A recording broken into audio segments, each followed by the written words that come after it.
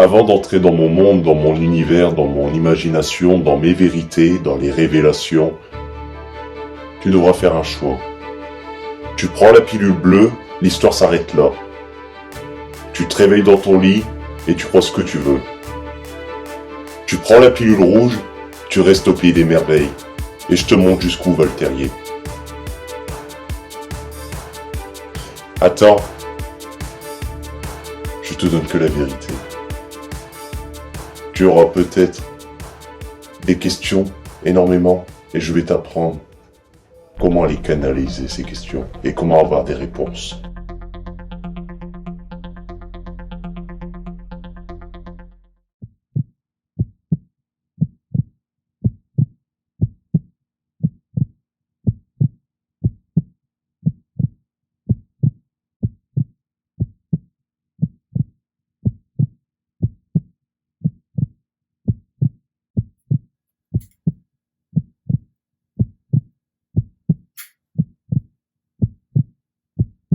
Bah quoi?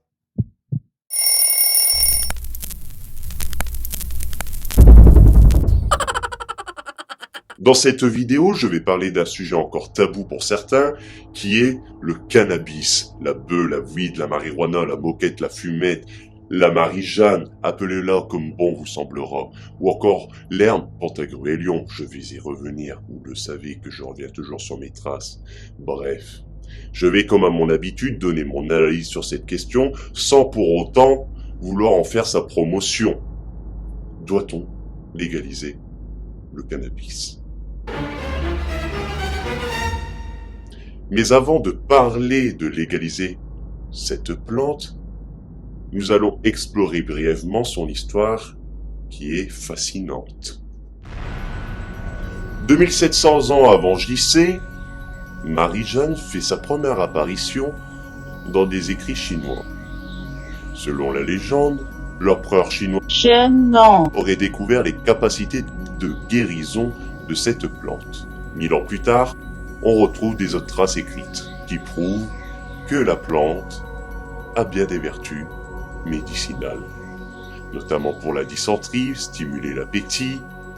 D'ailleurs, c'est toujours mieux une plante médicinale, une plante naturelle, qu'un médicament trafiqué par l'homme. Bref, revenons dans le vif du sujet. Je disais 1532. Dans la vie de Gargantua et Pantagruel, le physicien français Rabelais mentionne les vertus médicinales de la marijuana. Et oui, ça vient de là, l'herbe Pantagruélion. 1611, les Anglais, ils introduisent le chanvre dans la colonie de Jamestown, en Virginie. Et c'est là-bas qu'on produit la fibre de chanvre. Et c'est principalement là-bas qu'on exporte ces produits dérivés qui suivent. Les cordes, les graisses, les huiles, le papier. D'ailleurs, l'indépendance. La déclaration de l'indépendance des États-Unis d'Amérique a été signée sur du chanvre. Et au même moment, je ne dirai rien d'autre. Et pour tous les fumeurs qui se demandent, c'est qui interdit le cannabis en France? C'est qui? Ben c'est Napoléon.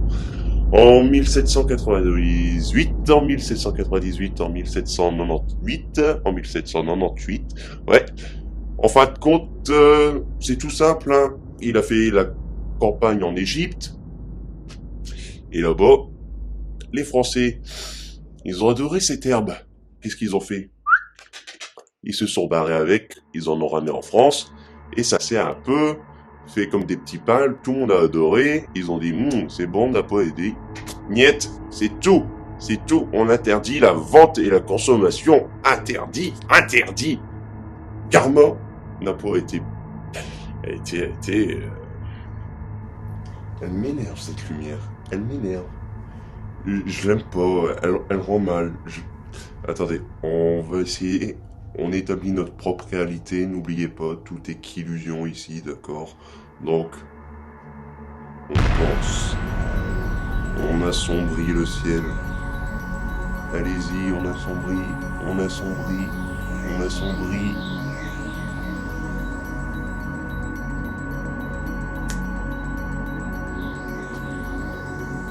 Voilà qui est beaucoup mieux. N'est-ce pas? Vous ne trouvez pas? Je trouve que ce noir est parfait. Bref, revenons dans le vif du sujet. Je disais, j'entends beaucoup dire que dans les quartiers, il y a énormément de problèmes entre la police et les jeunes de banlieue, de cité. On connaît l'histoire avec les médias, d'accord? Dans ces quartiers, il y a deux sujets très importants qui font que la police est obligée d'intervenir dedans. Premièrement, les trafics de drogue, ok. Mais aussi les rodéos sauvages. Du coup, pour tapage nocturne, après, du coup, il y a aussi, malheureusement, des échanges, des guet-apens pour évacuer cette haine qu'ils ont. Mais pour régler ce problème, il faut comprendre, analyser. Eh bien, on voit que déjà pour les rodéos sauvages, c'est parce que ils n'ont pas d'endroit où pratiquer leur sport. Parce que oui, c'est un sport extrême, certes, mais c'est quand même un sport. À travers le rodéo sauvage, c'est là qu'ils peuvent se libérer. Certes, ça casse les couilles aux riverains à côté parce que ça fait du bruit, mais dans ce cas-là, investissez dans des terrains pas trop loin, mais en même temps éloignés des habitations. Dans ce cas-là, oui, mais on n'a pas le pognon. Bon, bah si c'est une question de pognon, on peut en trouver. La marijuana. Et là, je vais expliquer pourquoi. Pourquoi? Les tensions policières qu'il y a entre les jeunes de quartier et la police républicaine, c'est que la police est obligée d'intervenir chez les jeunes à cause des rodéos sauvages, mais aussi du trafic de drogue. Bon, dedans il y a le cannabis, la cocaïne et d'autres drogues, mais c'est principalement le cannabis. Bon, si, supposons que nous acceptons de légaliser le cannabis, qui pourrait être les premiers sur le marché? Qui pourrait les vendre? Qui pourrait commercialiser cette plante? Qui pourrait expliquer ses bienfaits? Qui pourrait les cultiver? Voyez? Eh bien, ces jeunes peuvent contribuer à cela, investir dans le marché du cannabis, car ils ont les connaissances, ils ont le savoir, le savoir-faire, le savoir-être, ils ont toutes ces connaissances et ces capacités nécessaires à cultiver, à protéger, à recueillir, à élever le chanvre, le cannabis, et d'en faire des produits dérivés ou tout simplement pour l'usage thérapeutique ou récréatif. Bon. Si nous acceptons cette idée de départ, nous pourrions également demander à ces jeunes qui sont, pour certains, incarcérés en prison, pour justement possession ou trafic de drogue, mais moi je parle du cannabis, pas de cocaïne. Moi je parle aux jeunes qui sont incarcérés pour le motif de détention ou de trafic de cannabis. Je parle pas des autres drogues, je m'adresse à eux. Ces personnes-là qui sont incarcérées et qui sont nombreux à être incarcérés, eh bien, nous pourrions également avoir besoin d'eux, parce qu'ils connaissent également, ils ont énormément de compétences, ils pourront s'investir, ils pourront se réincarcérer dans la vie sociale grâce à cela. Du coup, nous avons déjà nos vendeurs, nous avons déjà la main-d'œuvre, nous avons déjà toutes les ressources nécessaires pour, justement, ouvrir ce marché, accessibiliser ce marché. Tout simplement, nous pouvons. Du coup, si nous légalisons ça et qu'on demande à ces jeunes d'investir dans ce marché, il y aurait peut-être plus de places en prison, un dégorgement pénal, tout simplement. Il y aurait peut-être moins de tensions entre la police républicaine et les jeunes de cité, parce qu'il n'y aurait plus lieu d'être, vu que le trafic de drogue douce, cannabis, serait légalisé. Du coup, il y aurait moins de tension.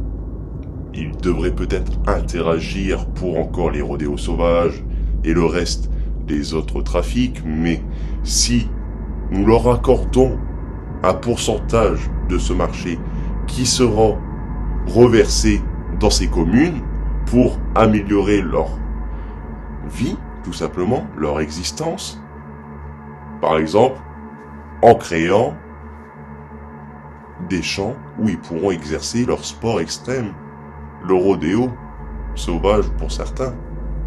Pourquoi pas?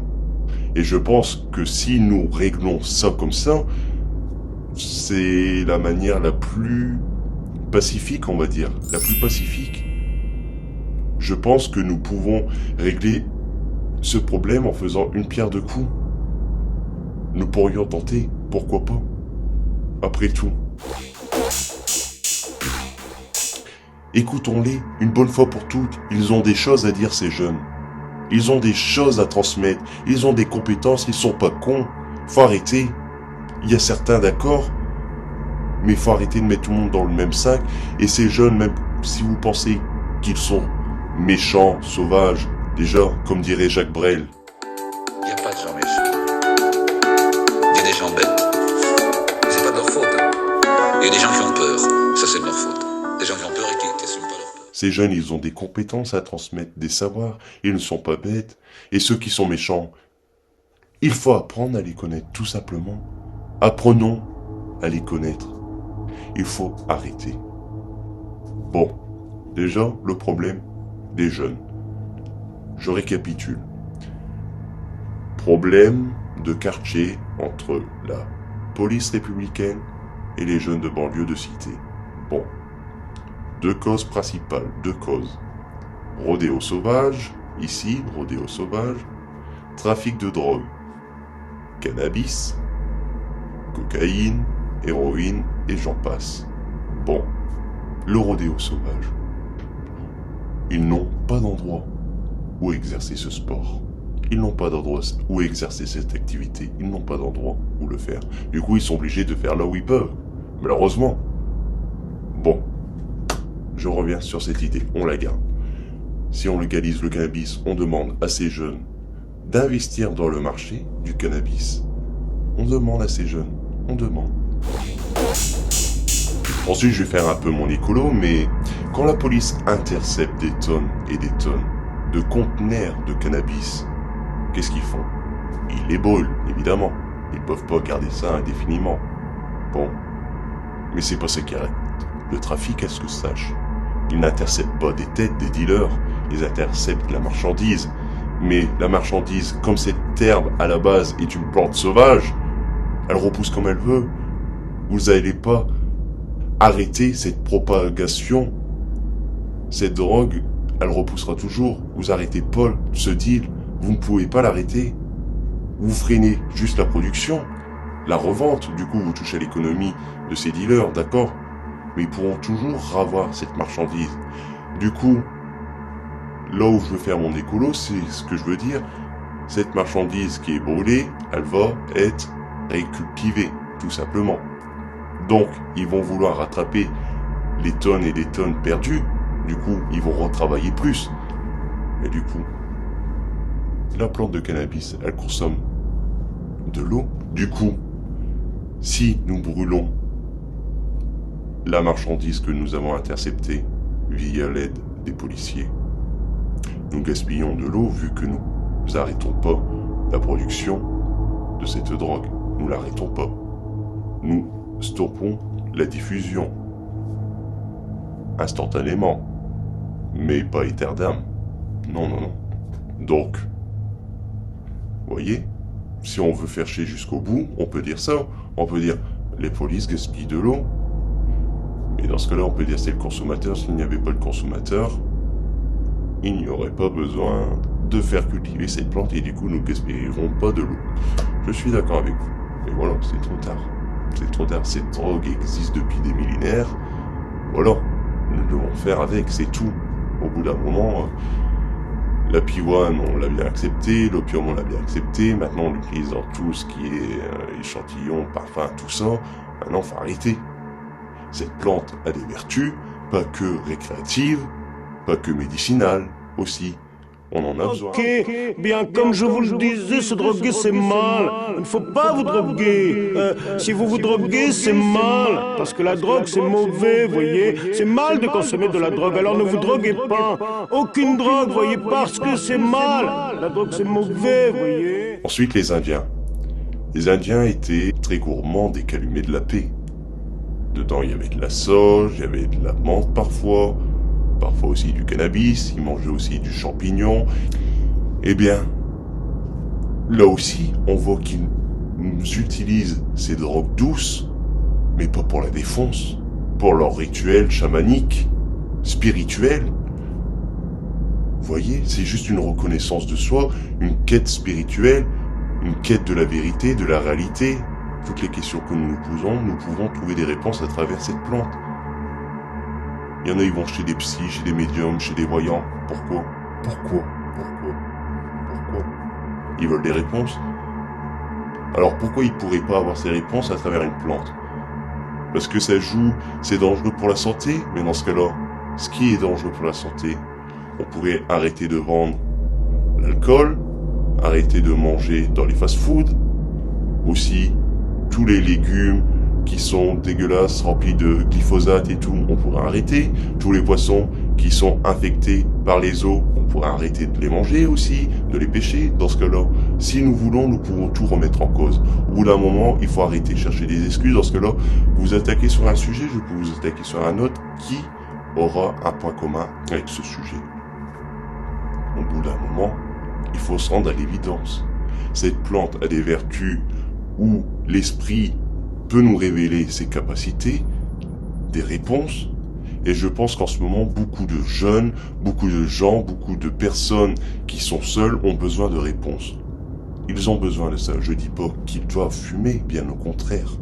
Je dis juste que si un jour cette plante est légalisée, ils pourront peut-être avoir des réponses à leurs questions, s'ils en ont conscience, s'ils en ont la force mentale, parce que, évidemment, chaque personne est unique, chaque conception de sa matière grise, de ses neurones, de sa logique est différente. Du coup, sa première fois avec un pétard ou quoi, ça pourrait être totalement déstabilisant, euphorisant. Je ne sais pas, vous voyez, ça dépend. Moi, pour ma part, ça a été euphorisant, mais comme j'étais plutôt d'un naturel très craintif, je m'angoissais tout seul, j'avais peur de tout, je calculais tout, imagine, il y a la police, nanani, nanana, vous voyez, on pourrait vite partir en bad, donc faut faire attention, faut être bien accompagné, vous voyez, c'est aussi, il y a beaucoup de notions d'humanité qui rentrent à travers un pétard. Quand nous fumons un pétard, c'est pour le partager en premier lieu. Celui qui partage pas un pétard, c'est qu'il n'a pas compris la plante, parce qu'avant tout, la plante est fait, comme dans les tribus chamaniques, est fait pour être partagé, pour être, comment dire, c'est une activité qui fait rentrer en notion l'amitié, la fraternité, équité, et vous voyez, c'est d'un calme, c'est paisible, c'est du partage, c'est de l'amour inconditionnel d'une sorte. Quand on est bien entouré, évidemment, quand c'est juste pour la défonce, il n'apprécie pas la plante au sens même, vous voyez. Et c'est ça qui est dommage maintenant, parce que à cause de ces personnes qui consomment mal cette plante, les fumeurs de cette plante ont une image globale, les gens qui se font cette image à cause de ces jeunes, une image de drogués dépravés qui s'en battent les couilles de la vie, qui pensent juste à fumer, boire, baiser. C'est totalement faux pour une majorité. Évidemment, il y a une autre majorité où c'est le cas. Et malheureusement, cette majorité est tellement globale que on est vite associé dans cette globalité. Parce que beaucoup de personnes ont besoin maladif, voire compulsif, de ranger absolument quelqu'un dans une case. Absolument. C'est comme ça. Malheureusement. Quoique, on ne polarise pas. J'ai toujours affirmé que cette plante pouvait être un moyen communicatif pour communiquer avec là-haut. C'est-à-dire avec les anges, la voyance, la médiumnité. Pourquoi? Parce que plusieurs fois, quand j'ai fumé moi-même, j'avais plus de visions qui s'avéraient être vraies, qui s'avéraient être réelles, qui s'affirmaient dans la minute que je suivais, mais aussi j'arrivais à communiquer avec des morts. De plus en plus, je les voyais, j'entrais dans une maison, je sentais la personne, je la voyais, je la décrivais, parfois j'arrivais à communiquer avec elle. Alors avant que je fumais, je pouvais déjà, mais c'était confus, je ne comprenais pas, je n'arrivais pas à ma guise. Alors que quand je suis sous THC, j'arrive mieux à capter ces vibrations. Parce que je vous rappelle que chaque entité n'est qu'en fait une onde, une vibration qu'elle émet. Et même après la mort, le cortex cérébral, l'âme, il est toujours présent dans la matrice autour de nous. Il suffit juste de la capter. Et des fois, vous pouvez la capter à l'aide d'eau du robinet, ou l'enregistrer avec un dictaphone et vous entendez parfois le nom, ou sinon avec des ondes radio, nanani, nanana. Bref, je ne parle pas de ça. Bref, revenons dans le vif du sujet. Je vous dis juste que grâce à cette plante, vous pouvez aussi améliorer ses dons, ses capacités. Est-ce une bonne chose? Pour ceux qui veulent des réponses, peut-être. Mais pour ceux qui veulent juste s'amuser, non. Ce n'est pas un amusement. Ce n'est pas un amusement. C'est peut-être cool de fumer, mais si vous le faites juste dans le but de fumer, pour vous droguer, cette plante, c'est du gâchis. Malheureusement, c'est du gâchis. Parce que vous l'appréciez pas à sa valeur, à sa juste valeur. Et ça, je suis désolé. Quand on n'apprécie pas les choses à sa juste valeur, nous sommes dans une illusion totale qui accentue déjà votre illusion globale. Vous voyez, c'est tout simple. Donc voilà. Donc je pense que dans l'avenir, il faudrait revoir ces problèmes, juger le taux, et voir qu'en fin de compte, le cannabis pourrait être une solution à de nombreux problèmes. Voilà. Par exemple, si nous légalisons le cannabis, nous pourrions nous poser la question de l'euthanasie, parce que je vous rappelle que le cannabis, dans le domaine médical, permet de calmer les patients. Ils ne souffrent plus, ils ne sentent plus la douleur, ils sont stun, vous voyez. Donc c'est toujours mieux de la morphine. Mais pour certains qui veulent juste mourir, vous voyez, ça leur permet déjà de plus avoir mal, mais ils pensent toujours à la mort. Du coup, ce serait une occasion de revoir aussi la question de légaliser l'euthanasie. J'en parlerai une prochaine fois. Mais voilà. Vous voyez, le simple fait de légaliser le cannabis révèle d'autres questions importantes, d'autres problèmes sociaux, économiques, culturels, politiques, vous voyez. Tout est interconnecté. Et cette plante le prouve, tout simplement. Allez.